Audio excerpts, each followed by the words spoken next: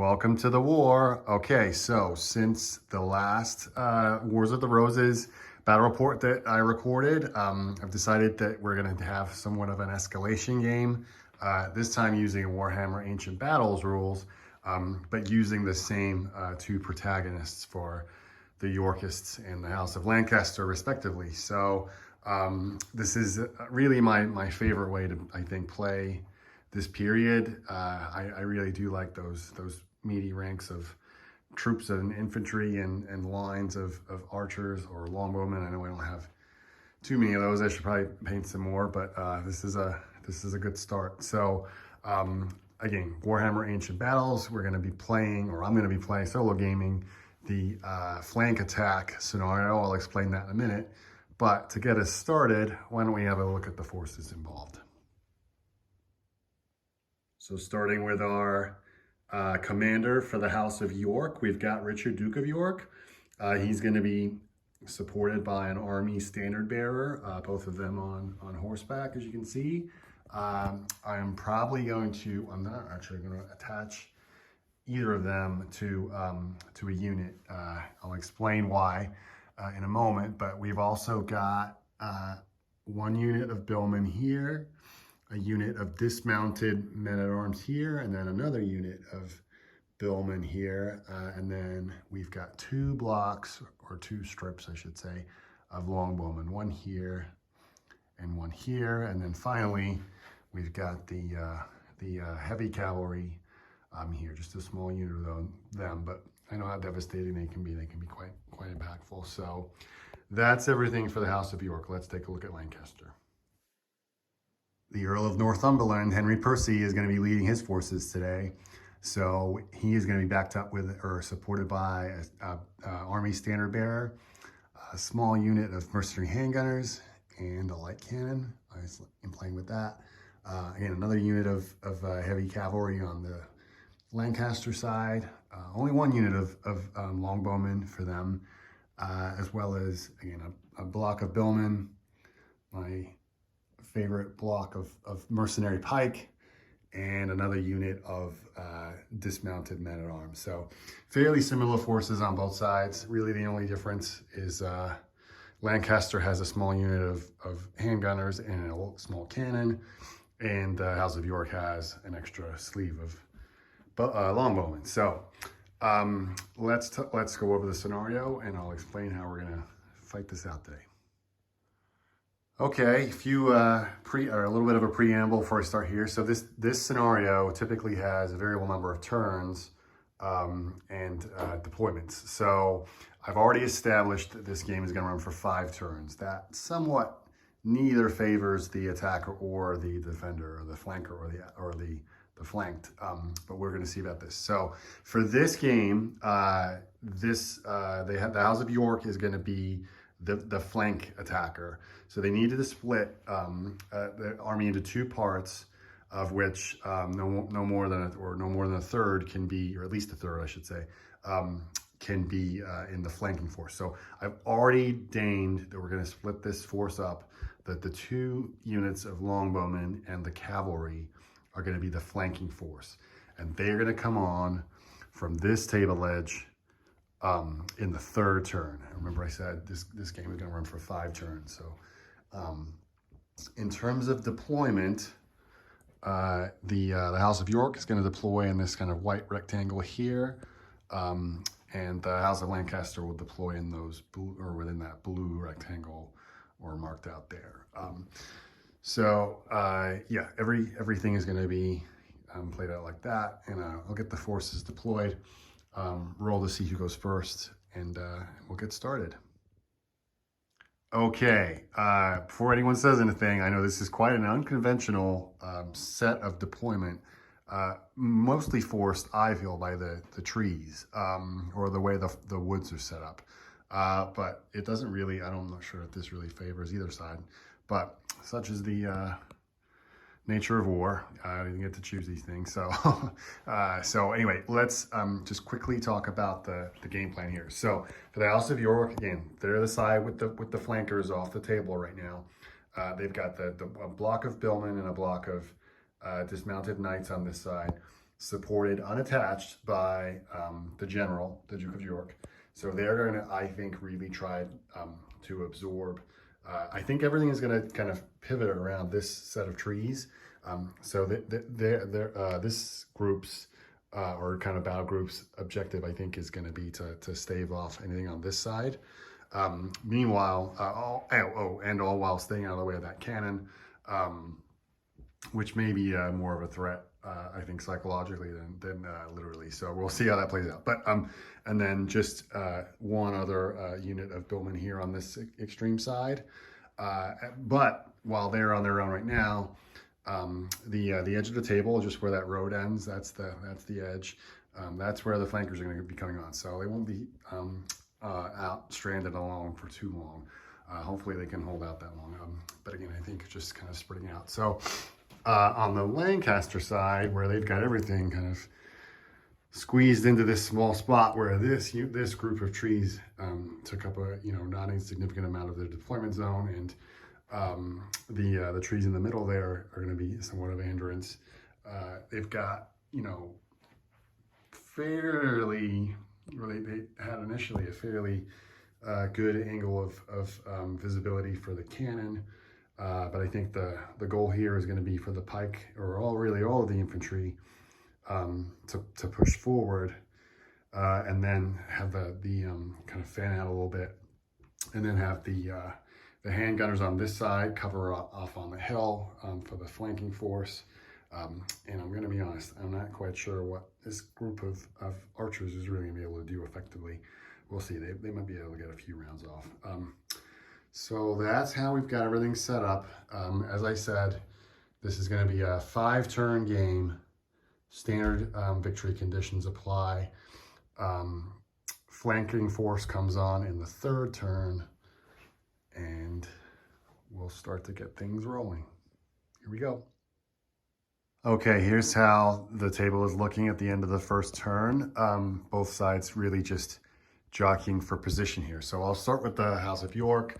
I did actually quickly assign both the Army Standard and the Army General, the Duke of York, 2 units. They are more beneficial to units, with the bonuses they offer if they're attached to units. So they kind of press forward into the center of the center of the table, and the other unit of billmen over here just kind of moved out of sight of the cannon, and looking to use the cover of that hill and see what happens on that side.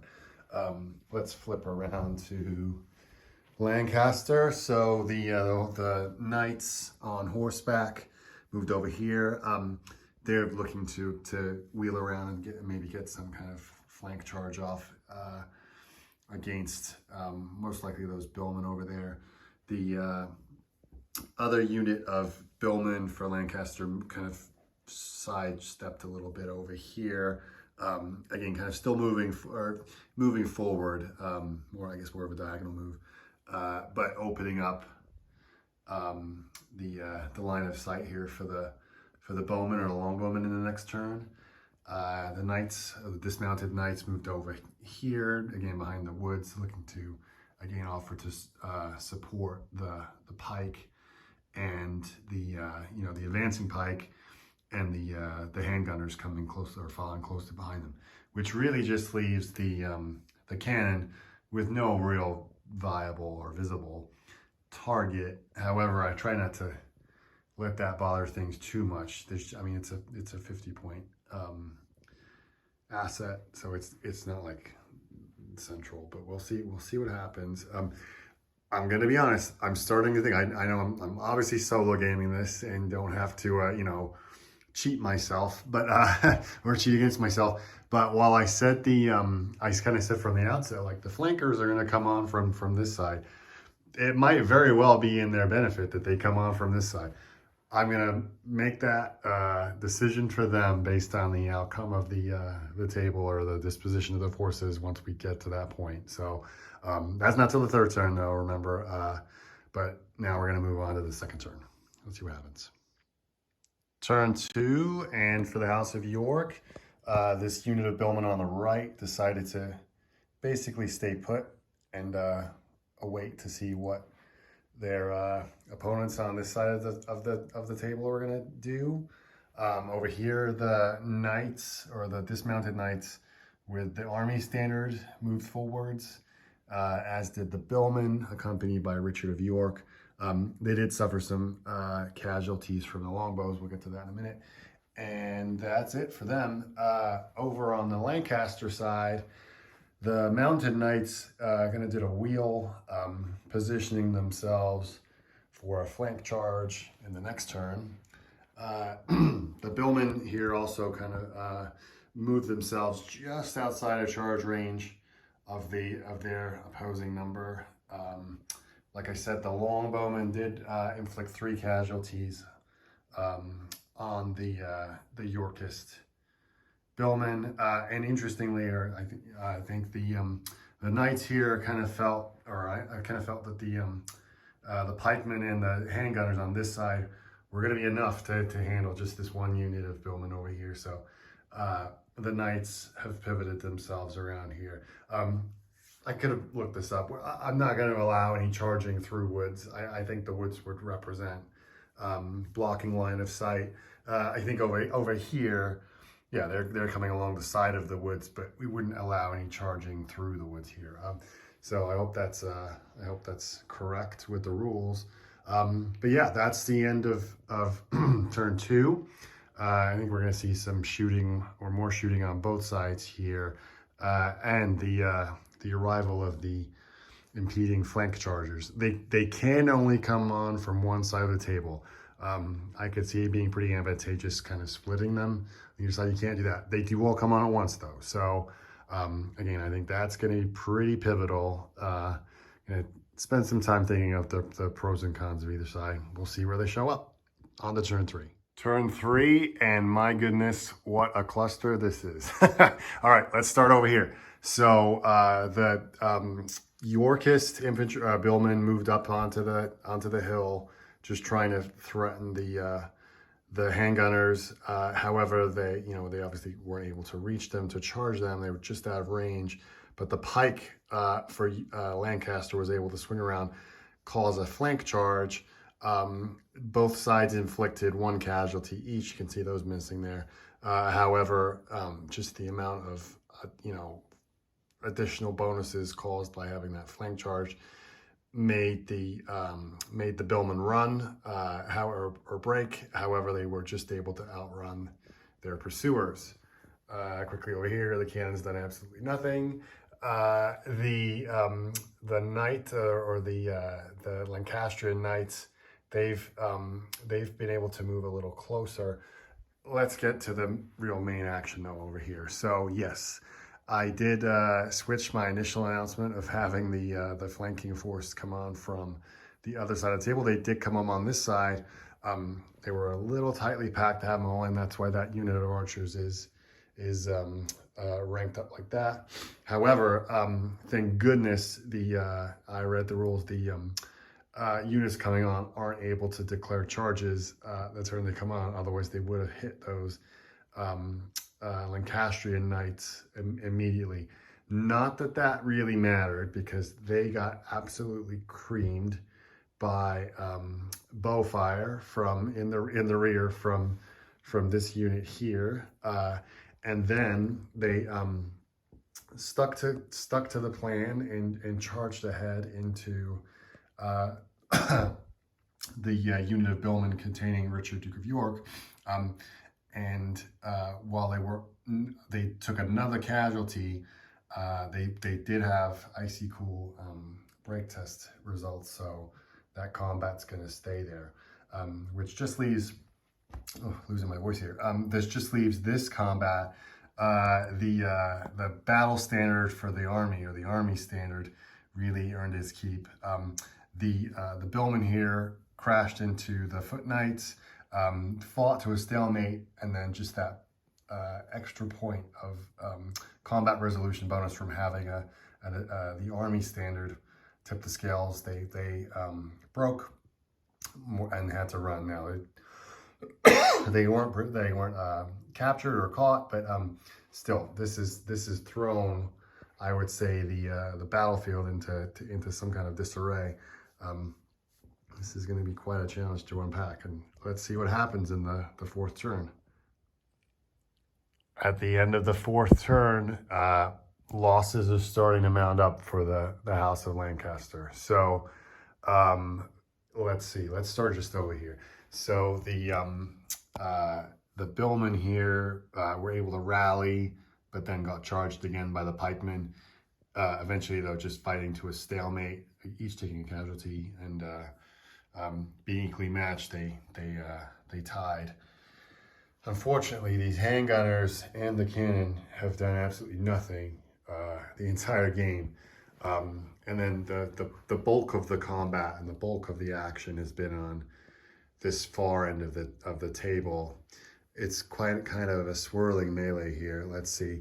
I think I could summarize: the archers have just been pummeling away at each other and varying units. This unit up on the hill fired down on this unit of bowmen. This unit just sort of jockeyed for a better position. And then over here with the cavalry, so this Yorkist cavalry charged the unit, or the remainder of the unit of cavalry that was there. They were actually able to hold, but then in the subsequent turn, eventually just succumbed to overwhelming numbers and fled the field or were killed. And then this unit of foot knights with the army standard was able to catch up to the billmen again that they were pursuing, and cutting them down. However, this unit of foot knights is certainly bearing down. I wouldn't be surprised if they do something. I was thinking that if the other unit of Lancastrian mounted knights were able to hold for just one more turn and keep these units occupied, then that could really hurt them, or it could certainly hurt Richard of York there on the end. He would have gotten hit, and he might still. But either way, we'll see how that all pans out. So as it stands with the casualty count right now, whilst the House of York has only lost a handful of infantry, Lancaster has lost a whole unit of billmen and their cavalry, a few other ones there too. So yeah, we're gonna play out the final turn here. Let's see what happens. What a cataclysmic game! Far closer in the end than the number of forces taken off the table would let you believe. So really, the most important thing that happened here was the two army generals, Henry Percy and the Duke of York, faced off in a challenge. They both kind of fought each other to a stalemate. However, the surrounding ranks in combat fought, and Percy's men were able to actually rout the Duke of York, and were able to capture, pursue, and kill him and chase him down, which made a huge impact on the overall victory points at the end of the game. That being said, this was still very much a victory for the House of York. But working out the points on the points conversion chart, victory points that is, the game netted out at 750 points for the House of York and 675 points for the House of Lancaster, each side claiming a table quarter. The House of York doing a lot more damage to units. You can see here the billmen were also able to make the pike route eventually. That was a difference maker, but ultimately, when it comes to difference makers, the cannon and the handgunners did absolutely nothing. Ironically, that 75 points of victory points difference was also actually, never mind. It wasn't. I was gonna say it was the points of these two units, but no, it wasn't. They were more than that. But anyway, forgive my rambling. This was an exciting conclusion. So once again, my goodness me, the House of York has had another victory. This was a fun, enjoyable game. I hope it was fun to watch. It was a really swirling melee here at the end. Again, different units kind of intermingled, all kind of, I was never knowing who was going to be attacking who, or who was going to reposition to fight who in the subsequent turn. But it was definitely fun to play. Once again, victory for the House of York, but I'm sure Lancaster emboldened now by the at least the capture of the Duke of York, are emboldened to fight on another day. So excited to play another game of this. Might try. I do enjoy these somewhat different. I know a flank attack isn't the most original or unique scenario, but I do enjoy them. Fighting those different ones rather than just a pitched battle. I think there was a last stand scenario I think I'd like to try and play.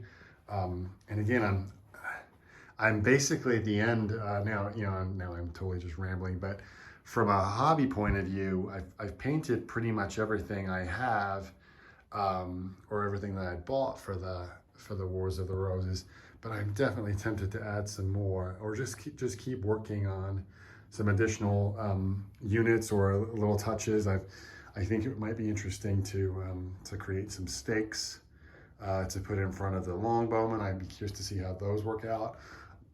I've got pavises for the mercenary crossbow unit. I know I didn't use those in this game, but yeah, just a really a period that grabs me or really interests me. And I love these